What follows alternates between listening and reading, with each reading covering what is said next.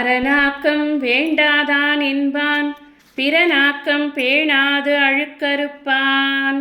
மறுமை நல்லா இருக்கிறதுக்காக புண்ணியமும், இம்மை நல்லா இருக்கிறதுக்காக செல்வமும் வேண்டான்னு யார் நினைக்கிறார்களோ அவர்கள்தான் மற்றவனுடைய ஒரு பெருமையை பார்த்து சந்தோஷப்படாமல் பொறாமைப்படுவான் அப்படின்னு வள்ளுவர் சொல்கிறார்.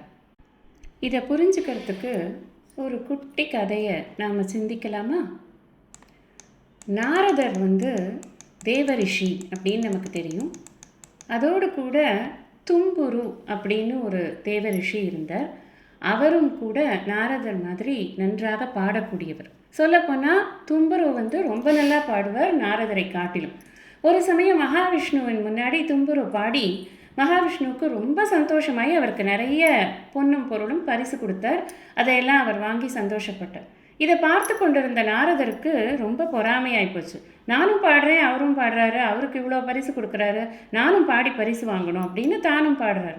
ஆனால் மகாவிஷ்ணுவுக்கு தும்புரு பாடின அளவுக்கு ஒரு சந்தோஷம் அப்போ வரலை. சரியா, நல்லா இருக்குப்பா அப்படின்னு சொல்லி அனுப்பிச்சிட்டார். அப்புறம் இவர் நல்லா ப்ராக்டிஸ் பண்ணிட்டு ஒரு தடவை பாடுறாரு.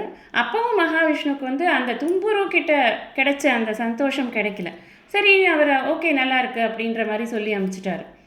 இதுக்கப்புறம் அவர் என்ன பண்ணார், வேறு வழியே இல்லை, இந்த ஆர்ட்டை நம்ம டெவலப் பண்ணி ஆகணும் அப்படின்னு சொல்லிட்டு போய் தவம் பண்ணுறாரு சிவபெருமானை நோக்கி. சிவபெருமான் கிட்ட வரம்லாம் வாங்குறாரு, நான் நல்லா பாடணும், எக்ஸ்பர்ட் ஆகணும் அப்படின்னு.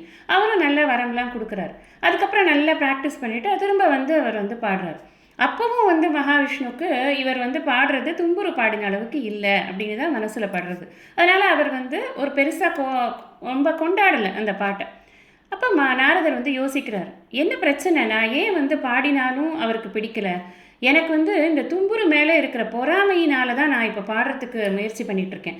அப்படி இல்லாமல் நான் தும்புரு எப்படி நல்லா பாடுறாருன்னு அவர்கிட்டயே கேட்டால் தான் எனக்கு அதனுடைய உண்மையான பாடுறது எப்படிங்கிறது தெரியும் அப்படின்னு அவர் ரியலைஸ் பண்ணிவிட்டு நேராக தும்புருக்கிட்டேயே போய், நீங்கள் எனக்கு பாடுறதுக்கு கற்றுக் கொடுங்களேன், நீங்கள் ரொம்ப நல்லா பாடினீங்களே அப்படின்னு சொல்லி கேட்குறார். உடனே தும்புரு ரொம்ப சந்தோஷமாக அவருக்கு பாடுறதுக்கு கற்றுக் கொடுக்குறார். அப்படி கற்றுட்டதுக்கு அப்புறமா போய் மகாவிஷ்ணு கிட்ட பாடின உடனே மகாவிஷ்ணுக்கு ரொம்ப சந்தோஷமாக போய் அவருக்கும் நிறைய பரிசுகள் எல்லாம் கொடுக்குறார். இதுலேருந்து நமக்கு என்ன தெரியுதுன்னா, ஒருத்தர்கிட்ட நம்ம ஒரு டேலண்ட்டை பார்த்துட்டோம் அப்படின்னு சொன்னால் அவர்களை புகழ்ந்து அவர்களை என்கரேஜ் பண்ணி அவங்கக்கிட்ட அந்த டேலண்ட்டை கற்றுக்கணுமே தவிர அவங்கள பொறாமப்பட்டு அவங்கள தூஷிக்கக்கூடாது, அவங்களுக்கு போட்டியாக நம்ம நினைக்கக்கூடாது நம்மளை அப்படிங்கிற விஷயத்தை நம்ம இதுலேருந்து கற்றுக்குறோம்.